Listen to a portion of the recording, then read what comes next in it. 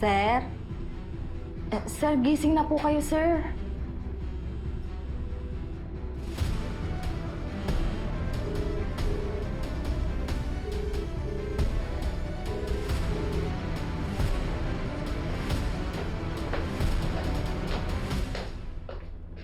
Sir.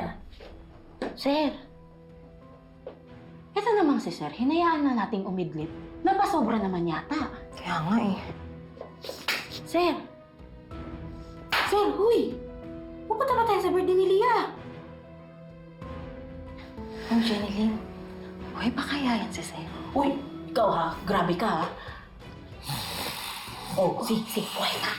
Sir! Sir!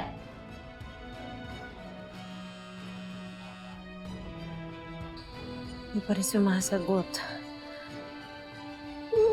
Pati promise po. Sabi niya he won't break his promise kasi daw po he loves me.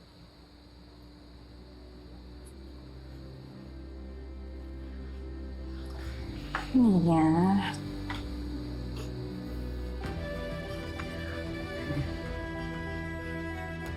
Sira ka ngayon sa pamilya mo, Wilfred. Tia, stop crying na. Kanina ka po umiiyak.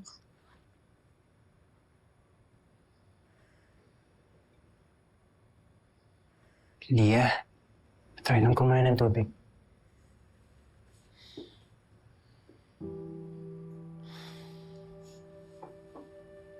Ate,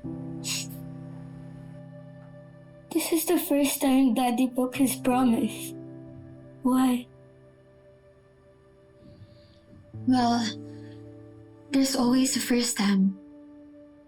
Ako rin merong instances na Dad stood me up.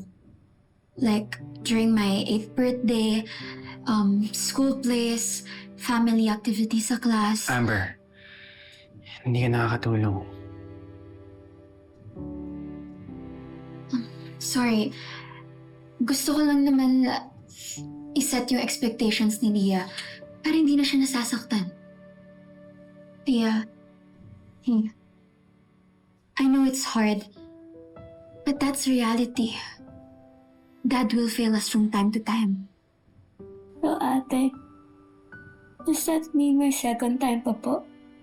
Third and fourth?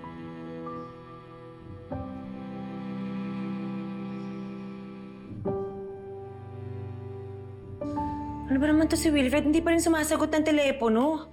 Hindi ba niya iniisip na may mga taong naghihintay sa kanya? Bakit kaya hindi mo muna tawagan si Jenny Lynn? Baka mamaya merong masamang nangyari kay Wilfred. Huwag naman sana. Eh, Mana, may number ka po ba ni Jenny Lynn? Ay, sandali. Jeneline! Jeneline, may tumatawag! Jeneline! May tumatawag! Sino? Ay, Amber! Alam eh. Ay, Ito. Hello po? Jenny Lynn, ano ba nangyari sa Sir Wilfred mo? Kanina pa kami naghihintay dito eh. Ito na nga po, ma'am. Pasensya na po. Eh, si Sir Wilfred po kasi nakatulog po. Ano? Natutulog lang siya? Opo, eh, kanina pa nga po namin ginigising pero ang himbing po ng tulog eh. Ano ba naman yan? Birthday na birthday ng anak niya tapos tutulugan niya? Ano ba naman klase yan? Ma'am, huwag po kayo sa akin magalit. Hindi ko naman po kasalanan nakatulog si Sir. Sige, sabihin mo na lang dyan sa Sir Wilfred mo ha, pag gising niya. Sana nagka-sweet dream siya.